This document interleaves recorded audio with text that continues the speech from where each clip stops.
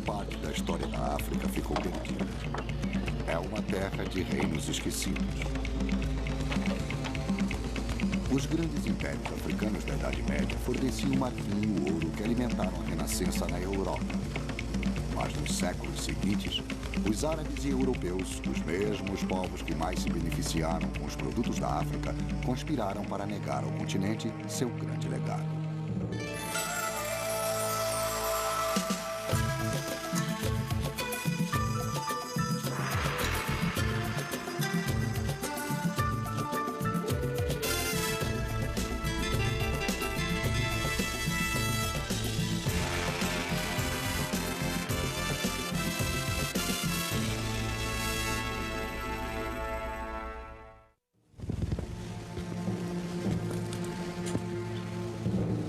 Os exploradores brancos recusavam-se a acreditar que os negros africanos fossem capazes de qualquer coisa, além das cabanas de lama e crenças pagãs.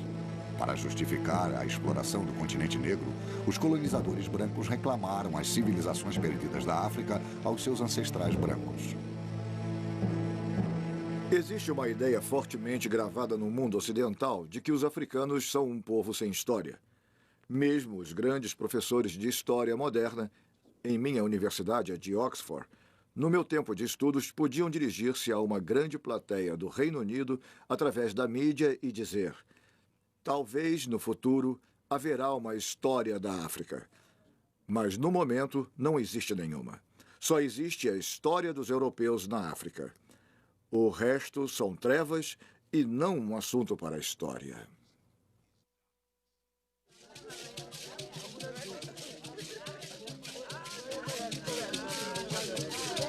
As grandes civilizações africanas dependiam de uma tradição oral para passar adiante suas lendas antigas de chefes poderosos e conflitos tribais.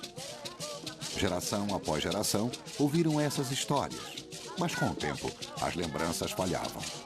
Até mesmo os nomes dos reis foram esquecidos. Sem qualquer registro escrito, os poderosos impérios do passado da África tornaram-se tão vulneráveis quanto sua terra.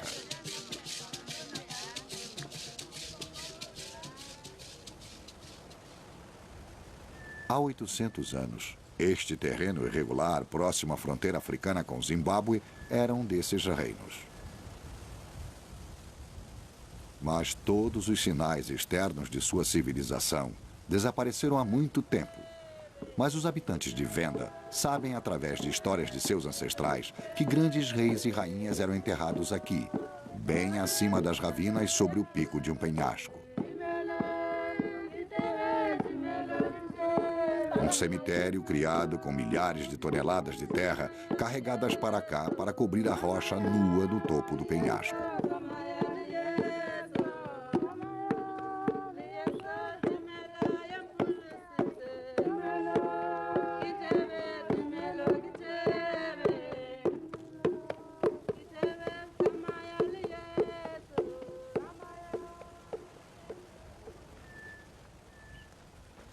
Oito séculos mais tarde, em 1932, um aventureiro africano com sede de ouro convenceu um aldeão local a levá-lo até o antigo cemitério de Mapunkumbue.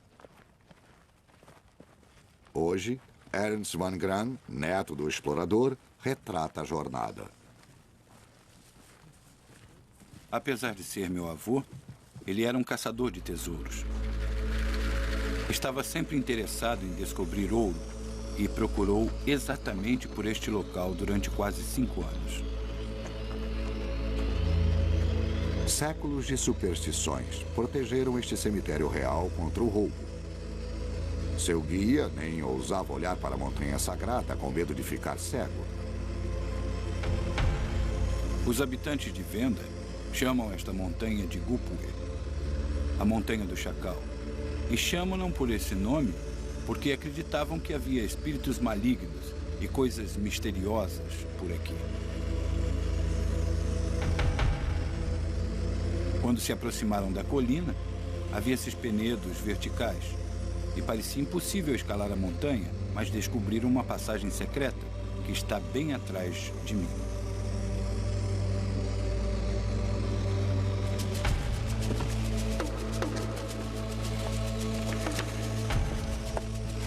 Quando a equipe de Vangra começou sua subida, encontrou buracos cavados na face da rocha. Uma escada antiga que levava ao topo desta chaminé escondida. Temiam que existissem armadilhas na subida até o cemitério real, com pedras gigantescas colocadas de forma a cair sobre eles a qualquer momento.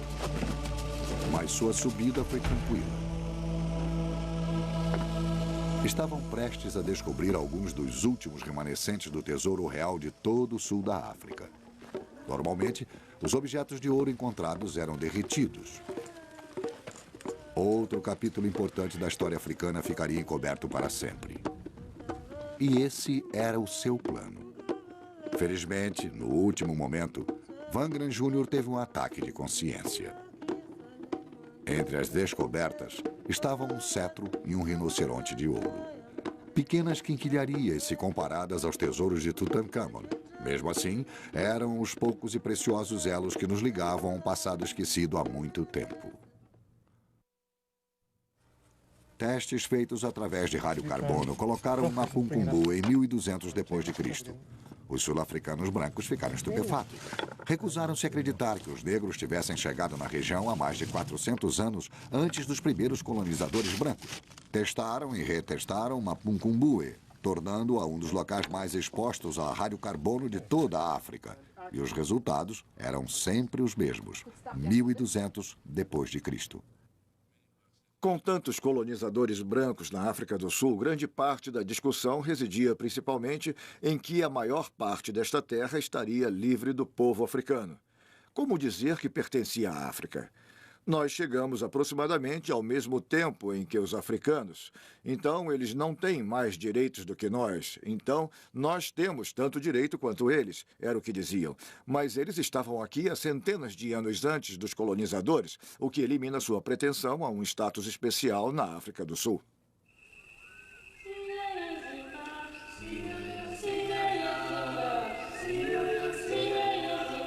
Esta civilização era antiga, era próspera e era negra. Mas o que aconteceu a esse povo permanece sendo um mistério. Talvez tenham levado seus rebanhos de gado para o extremo norte, para os pastos mais verdes e o clima mais fresco de terreno mais elevado, ou talvez tenham se tornado os ancestrais há muito procurados por outro reino africano. Pois 100 anos mais tarde, a somente 320 quilômetros além do rio Limpopo, foi fundado o maior império do mundo africano.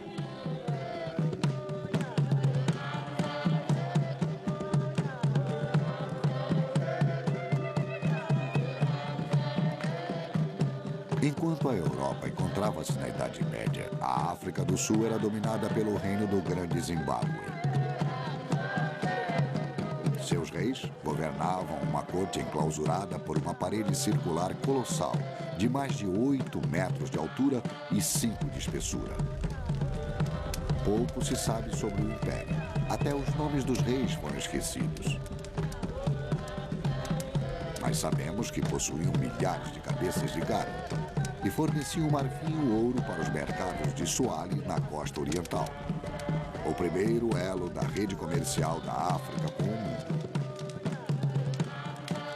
Atualmente, o país do Zimbábue toma o nome desse antigo reino.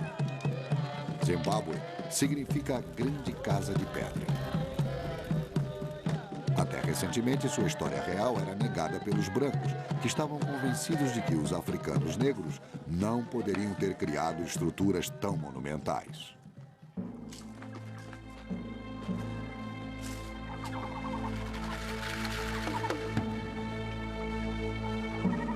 Durante centenas de anos, os europeus sonharam com a descoberta de uma civilização branca perdida no interior escuro e selvagem da África. Karl Malk, um explorador alemão, ouvira lendas de antigas ruínas de pedras em território inexplorado ao norte do rio Limpopo. Procurou durante meses antes de finalmente encontrar essas ruínas magníficas.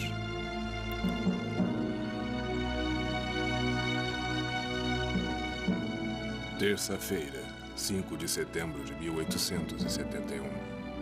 Eu vi a uma pequena distância uma construção aparentemente redonda. Era construída com placas de granito sem união de cimento. A parede exterior tem um diâmetro de uns 146 metros. Os nativos locais chamam essas ruínas de Zimbábue. Mauk ficou deslumbrado com o esplendor e a sofisticação dessas ruínas. Mas acreditando que os africanos negros eram primitivos demais para construir aqueles muros, convenceu-se de que aquilo seria obra de uma antiga tribo branca perdida. Finalmente, encontrei uma estrutura em forma de torre, praticamente intocada. Soube pelos habitantes locais que eles mesmos viviam lá há uns 40 anos e que a região era desabitada antes dessa época. Tudo servia para convencer-nos de que um povo branco tivesse vivido um dia nesta região. Ele desenhou os artefatos africanos em seu caderno de anotações, mas recusava-se a acreditar que a cidade fora construída por negros. Finalmente encontrou a evidência que acreditou provar suas teorias. Tirei umas lascas da viga principal. Comparando-a com a madeira do meu lápis, vi que deveria ser de cedro, que só poderia ter vindo de Zelebanon. Ainda mais, somente os fenícios poderiam tê-la trazido para cá. Salomão usou muito cedro na construção de seus palácios.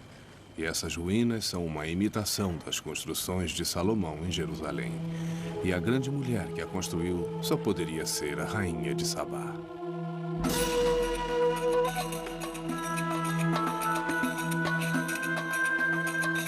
Este local, segundo Mauk, era a bíblica Ofir, a cidade do ouro.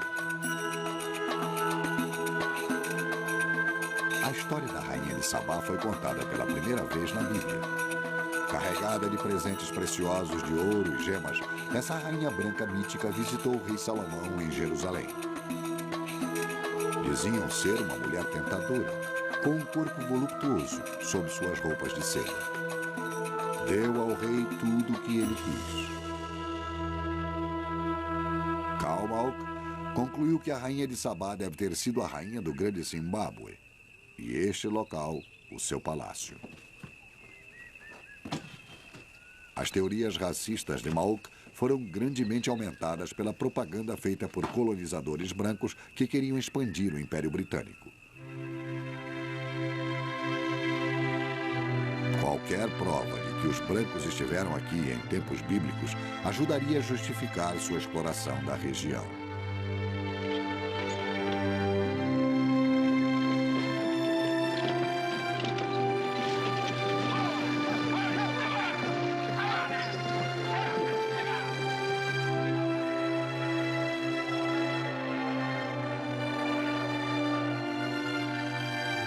Em meados de 1890, Cecil Rhodes, um rico industrial britânico, fundara a Rodésia, país que permaneceu sob domínio branco até 1980, quando a maioria negra rebatizou-a de Zimbábue.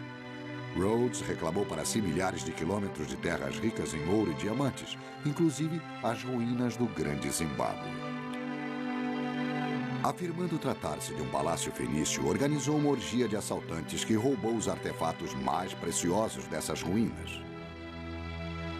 Uma das maiores tragédias do grande Zimbábue é que as pessoas faziam trabalhos intensos de escavações com a firme convicção de que, no fundo de todo aquele escombro, estaria a chave do mistério, os fenícios ou quem quer que os tenha construído. E, naturalmente, quando chegaram ao fundo e o saque já fora completo, tinham destruído todas as evidências de qualquer habitação humana que teria existido dentro dessas paredes. Esse vandalismo histórico ativo ainda aborrece Peter Garlick, que foi um oficial encarregado desse local. Foi tão grande o dano feito que a verdadeira história daqui estava quase que perdida para sempre. Mas em 1929, uma expedição em grande escala de arqueólogos britânicos tentou desencravar o grande Zimbábue do seio da rainha de Sabá.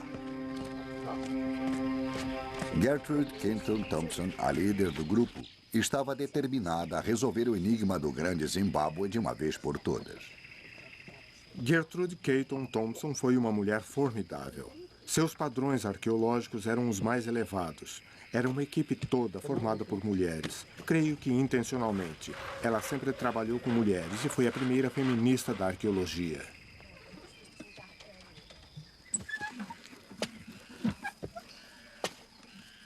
Depois de semanas de escavações, sua equipe ainda não tinha encontrado material suficiente para datar o local. Decepcionada, procurou outra área que valesse a pena explorar. Caton Thompson precisava localizar ruínas que não tivessem sido pilhadas. Exploradora determinada convenceu o amigo a lhe emprestar um avião.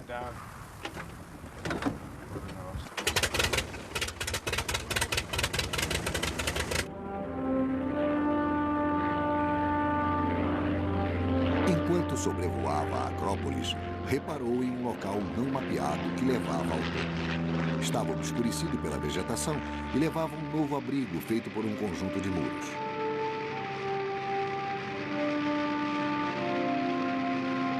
Finalmente, ela encontrara um local que não tinha sido tocado por mãos brancas.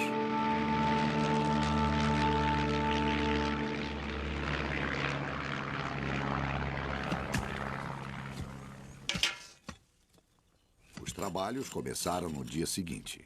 Recolheram mais tarde as provas de que necessitavam. Concluiu que a antiga tribo Bantu teria construído o Grande Zimbábue em tempos medievais, começando por volta do século XI. Mas suas revelações não foram muito populares entre os brancos rhodesianos. O trabalho de Gertrude Caton Thompson deu-lhe uma grande reputação entre os acadêmicos e cientistas, mas não fez nada para convencer o colonizador a abandonar seus preconceitos. Eles, como todos os colonizadores, achavam que conheciam seus nativos, sabiam que não poderiam fazer aquilo, sabiam que o nativo era um selvagem. E nada que alguém pudesse fazer, fosse Caton Thompson ou nos 50 anos depois dela, convenceriam pessoas com preconceitos raciais tão fortes de que o Grande Zimbábue não fosse exótico. Durante séculos, o Grande Zimbábue foi cercado por uma história inteiramente fictícia. Mas como seria realmente este grande reino africano?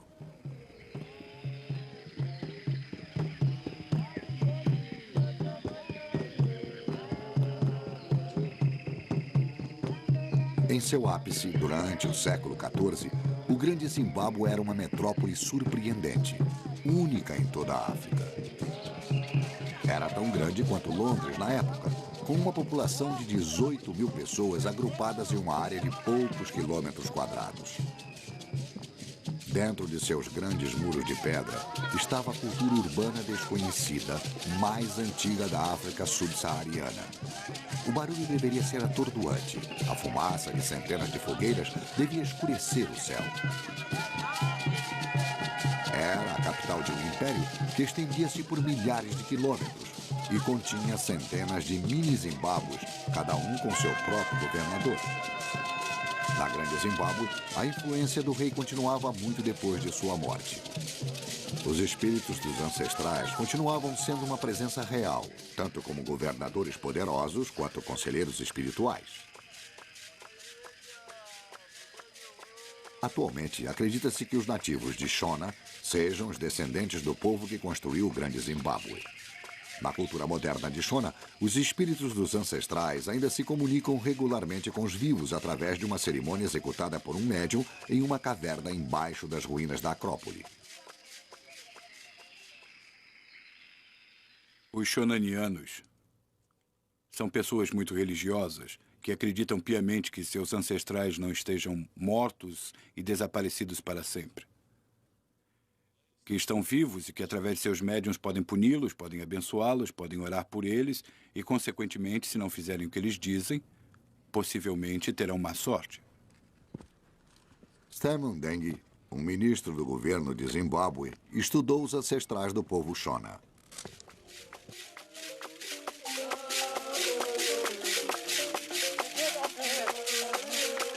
Geralmente, o espírito do governador, dos governadores mortos, eram os espíritos mais poderosos para assuntos de Estado. E esses espíritos possuíam médiuns que tornavam-se em todos os aspectos o imperador, mas em forma humana.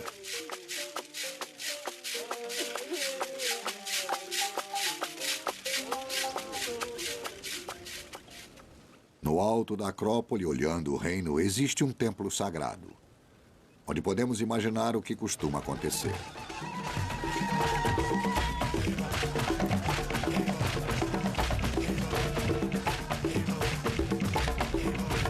Durante as épocas difíceis, o rei vinha para aqui pagar seu tributo a seus ancestrais e pedir seus conselhos através de seu médium.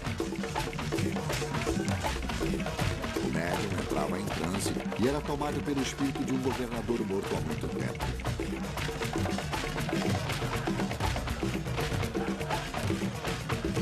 Esse elo sobrenatural entre o rei e os fundadores desta nação era fundamental para a cultura.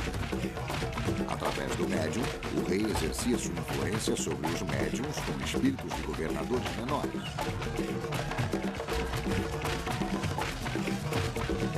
Além de um poder militar, ele possuía um poderoso controle espiritual sobre qualquer um que quisesse desafiá-lo.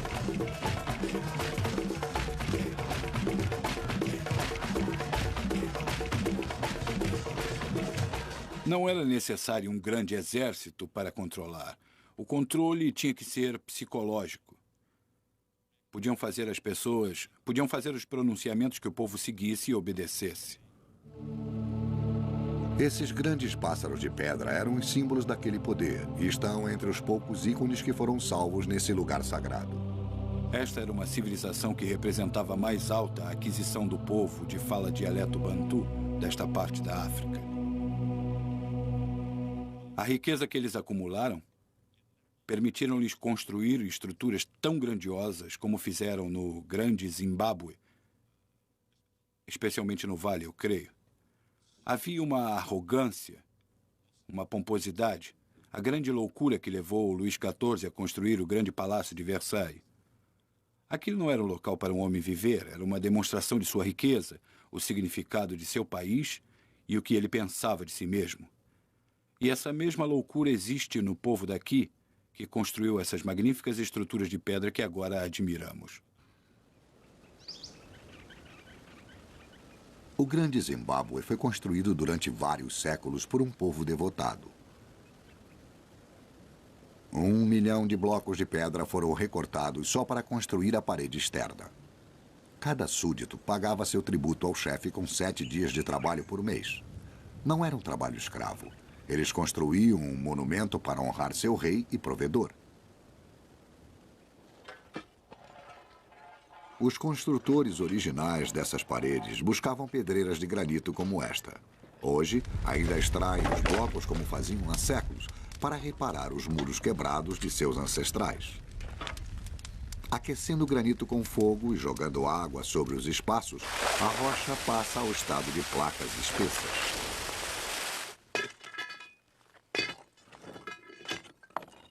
Então começa o processo da quebra e transformação das rochas em paredes de pedras secas. Apesar de ser fácil compreendermos como eles construíram essas paredes, por que as construíram é assunto de grandes debates. Seria uma construção uma fortaleza ou um palácio? A passagem estreita entre essas paredes elevadas gerou teorias variadas. Muitos acreditam que serviam para evitar que os homens olhassem as mulheres durante as cerimônias de iniciação. Mas provavelmente, no entanto, serviam para manter a privacidade absoluta da casa real. Mas isso ainda deixa o enigma da torre gigantesca em forma de cone. Os primeiros investigadores vitorianos imaginaram que fosse um símbolo sexual, como um pênis em pedra. Essa ideia foi ressuscitada em várias ocasiões posteriores. Mas não existe qualquer evidência, nem em sua forma, nem em sua decoração, que sugira isso. Existem tradições fragmentadas que sugerem que ela represente em pedra os grandes depósitos de grãos feitos em argila, onde os alimentos eram guardados. E isso corresponde à ideia do monarca, do rei, como sendo um provedor da alimentação de seu povo. Para executar esta enorme construção em 1300, foi necessária uma economia florescente.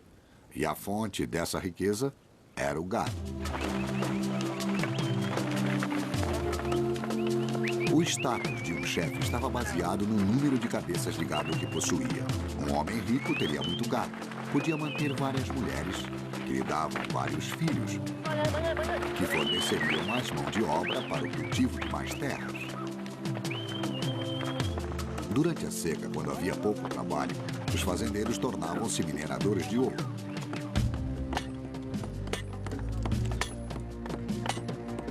A escavação à procura do ouro nesses poços tão estreitos era tão perigosa que os trabalhadores tinham que ser subornados para descer.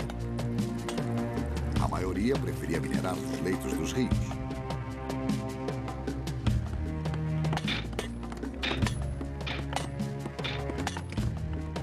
O ouro era monopólio do rei, que pagava seus mineiros com gado, reservando o ouro para si, para trocar e negociar com os mercadores suahilis da costa africana oriental.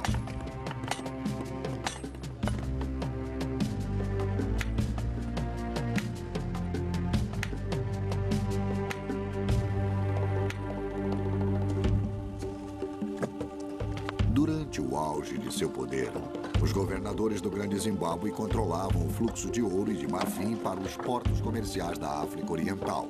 E esse comércio serviria de combustível para a construção de algumas das cidades mais magníficas do mundo antigo.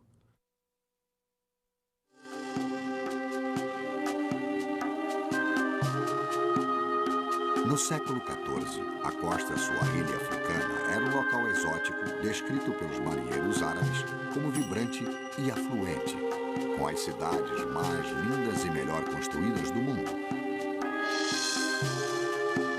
Foi ele o cenário das aventuras legendárias de Simbad e das Mil e Uma Noites. Tapetes persas eram trocados por marfim africano. Porcelana era trocada por ouro.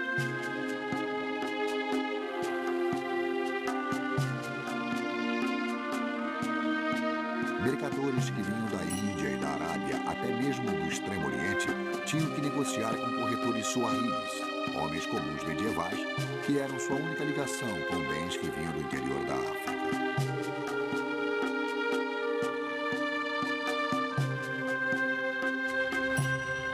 Os suahilis construíam seus barcos e navegavam pelos canais perigosos até os vários portos comerciais. Através do controle marítimo, mantinham superioridade sobre todo o comércio da região.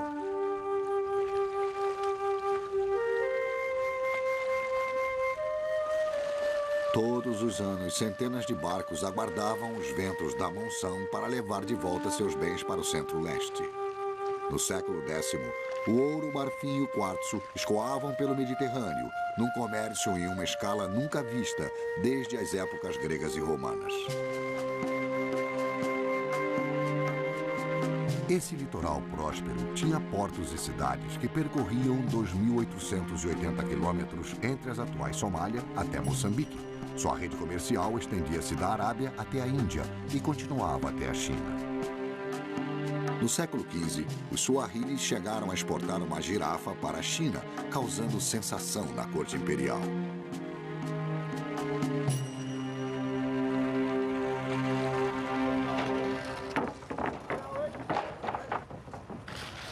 Esse extenso contato com outras culturas produziu uma sociedade cosmopolita, influenciada tanto pelas condições árabes como pelas hindus. E apesar de seu enorme sucesso, essa região da África também sofreu uma negação por parte da história.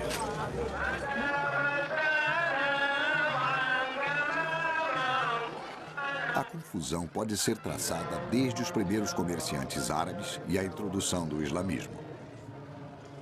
Os suahilis adotaram o islamismo há 1000 anos, e esse código religioso, compartilhado entre eles, ajudou a criar uma confiança mútua nos negócios. A oração teria unido os comerciantes árabes e os mercadores africanos. Deveriam lavar-se em cisternas como estas. Depois entravam nas mesquitas, tão grandiosas como as catedrais medievais da Europa. Mas o mistério continua. Quem teria construído essas grandes cidades? Os árabes ou os africanos?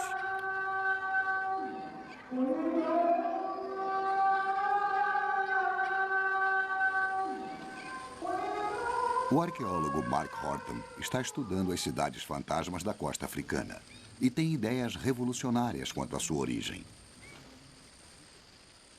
Quando os arqueólogos chegaram aqui na década de 20, encontraram estas ruínas cobertas por florestas e presumiram naturalmente que deveriam ser obra dos árabes.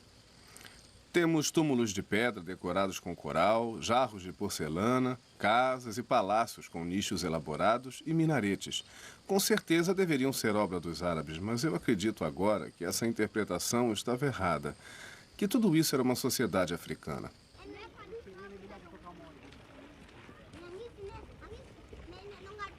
A matéria-prima dessas cidades foi tirada de depósitos de coral. Até bem pouco tempo, acreditava-se que os colonizadores usavam escravos africanos para construir suas mesquitas e palácios. Mais uma vez, era difícil imaginar africanos construindo edifícios permanentes.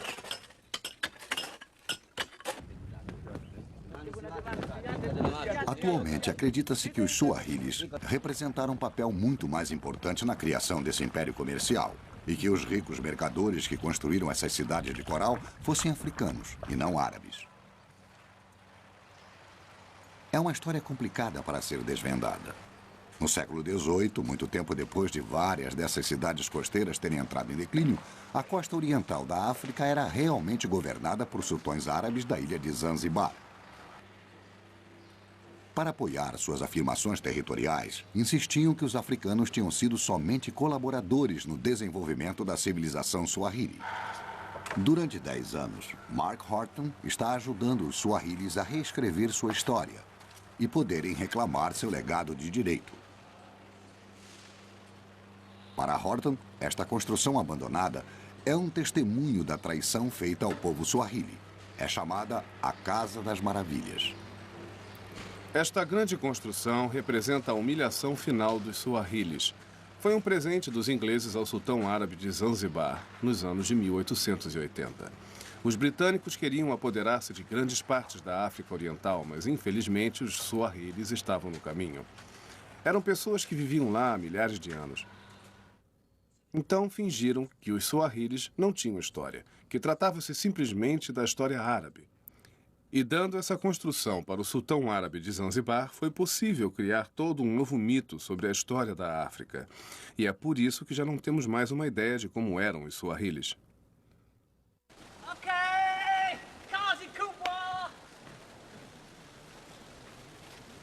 Horton acredita que a única maneira de descobrir quem eles eram é cavando. Sua meta é encontrar provas de um antigo estabelecimento africano na ilha de Pemba, nas costas tanzanianas. Ele leva sua equipe de trabalhadores a um local onde acredita ter descoberto a lendária cidade de Kambulu. Segundo os registros árabes do século X, Kambulu foi a primeira cidade muçulmana na costa suahili, portanto, de importância crucial.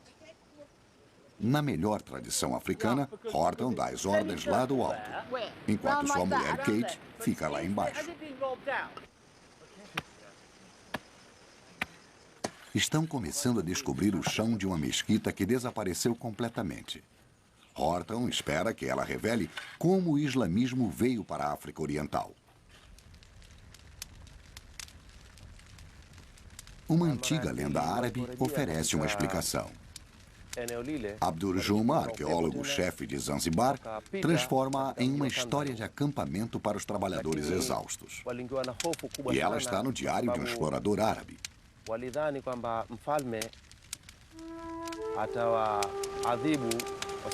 Em 922 d.C., ele escreveu que uma embarcação com marinheiros árabes saíra de Boman para um posto comercial africano chamado Cambulo. Mais uma tempestade levou-os para o sul, ao longo da costa.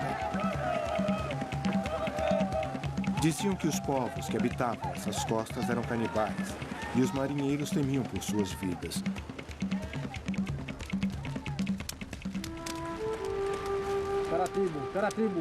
Os mercadores árabes assustados foram levados para a praia e arrastados até o rei. Felizmente, ele parecia mais interessado em negociar do que em comer.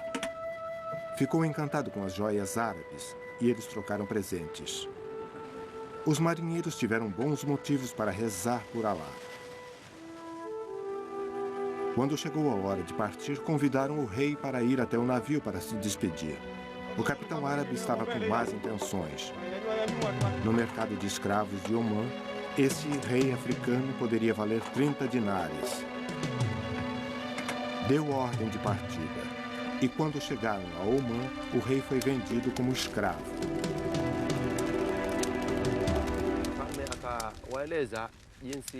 Durante o ano seguinte, o rei aprendeu árabe e estudou o Alcorão, e tempos depois tornou-se um grande muçulmano.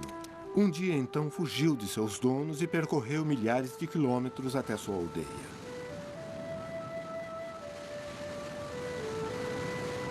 Muitos anos depois, o capitão árabe que traíra o rei fez outra viagem até Cambulo. Mais uma vez, seu barco foi parar no sul. Mais uma vez, encontrou-se diante das terras dos Ãs.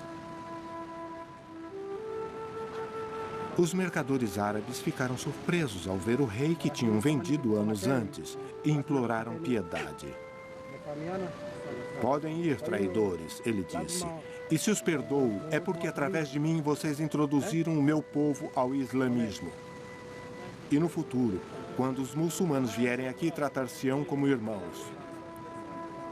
E dessa vez, o rei não foi se despedir deles.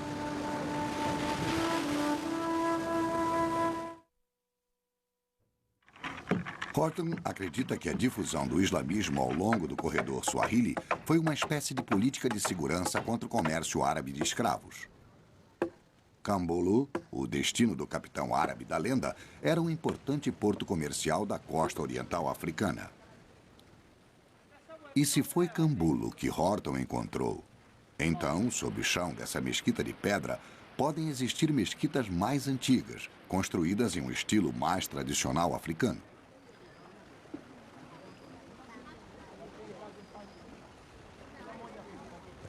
Nesta praia, uma aldeia de pesca temporária, existe uma mesquita de madeira.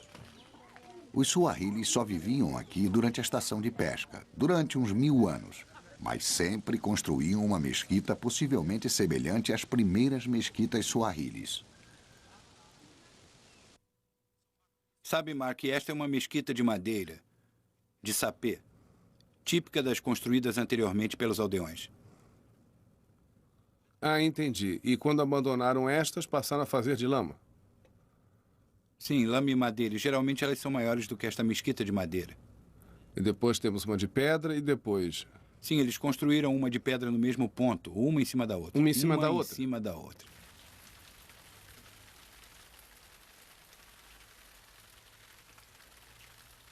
A chuva forte fez uma parada nas escavações. A água amacia o solo suficiente para endurecer o pulso de Mark Horton. Sob a mesquita de pedra, começam a encontrar os remanescentes de 2 mesquitas de madeira, uma em cima da outra. A mais antiga, datando do século VIII. Este local possivelmente é Cambulo. Sabemos por evidências históricas que Cambulo é o primeiro lugar da costa oriental africana a ter muçulmanos. Estou ajoelhado na que talvez seja a primeira estrutura, o mesmo lugar em que os muçulmanos pisaram na África Oriental.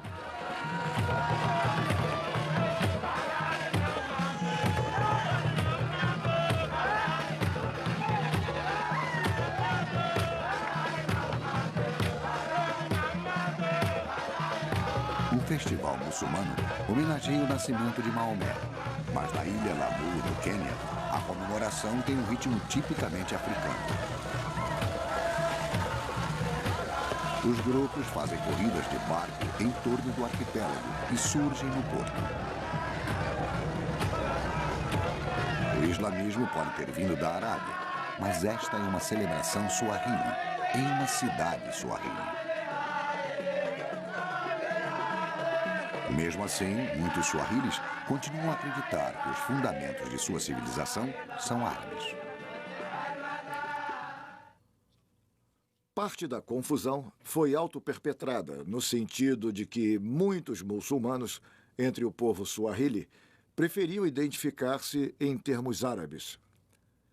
E assim, aumentavam as tendências racistas dos forasteiros, que queriam negar qualquer crédito à África, e esses muçulmanos passaram a ter motivos quase religiosos para a autoarabização.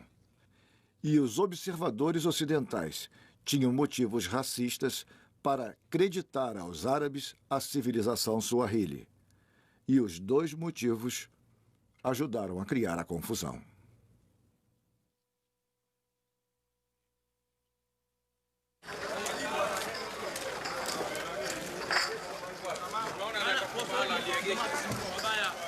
Não se pode negar as forças externas que moldaram cidades como Lamu.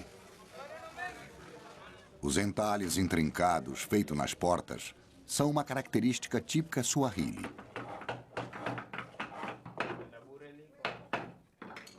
Talvez, há vários séculos, entalhadores hindus visitaram a África e ensinaram os africanos a entalhar desenhos elaborados na madeira. E então, os suahilis absorveram e adaptaram essas lições para que servissem à sua própria cultura. Talvez os persas tenham introduzido os desenhos ornamentais entalhados nas paredes das casas. Mas hoje, os artesãos suahilis praticam a arte de moldagem em gesso molhado.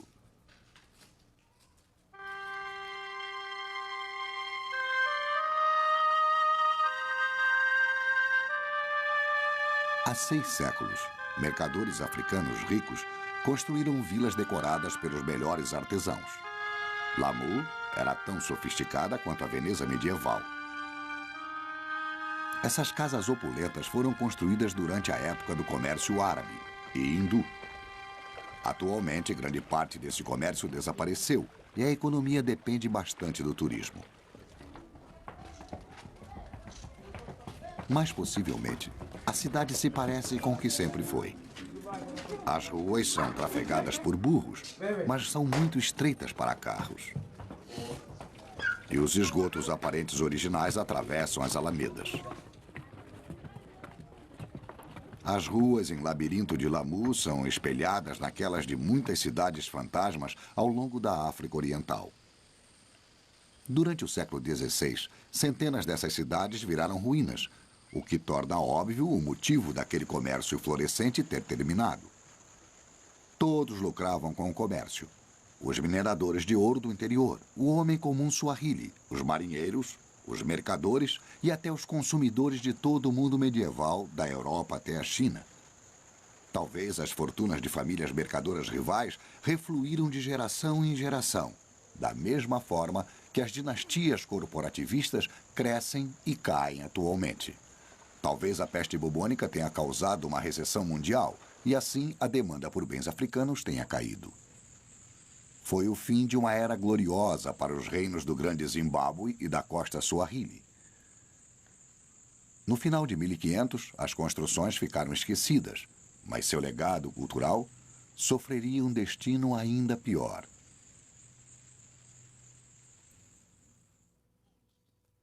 Todas as sociedades elegem o que querem lembrar. Mas só aos africanos foi totalmente negada a história de sua terra por tanto tempo. Mas lembrem-se de que é aqui que nossa espécie começou a surgir com as evidências atuais. Foi aqui que os primeiros humanos andaram na Terra. Portanto, o primeiro habitat da espécie humana parece ser o último a ser exatamente compreendido. E pagamos um preço por essa falta de compreensão.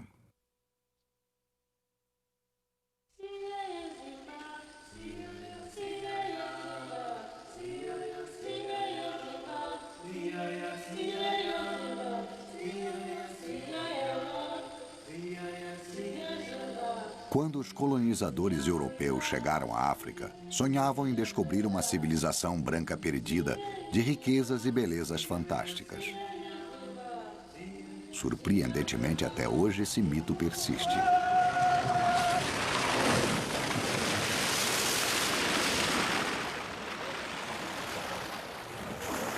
Esta é a cidade perdida do sul da África. um monumento vivo a uma imaginária tribo branca perdida. É parte do Clube Cidade do Sol, um dos parques temáticos mais luxuosos do mundo. A praia artificial está superlotada de sul-africanos brancos em férias.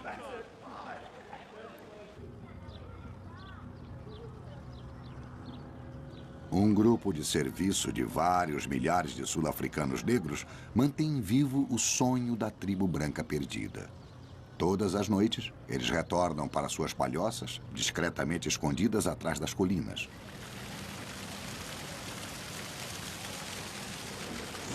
Talvez nos séculos vindouros, quando os futuros arqueólogos descobrirem essas ruínas, eles as identifiquem como os remanescentes de uma tribo perdida de africanos brancos. Só que talvez, desta vez, eles estejam certos.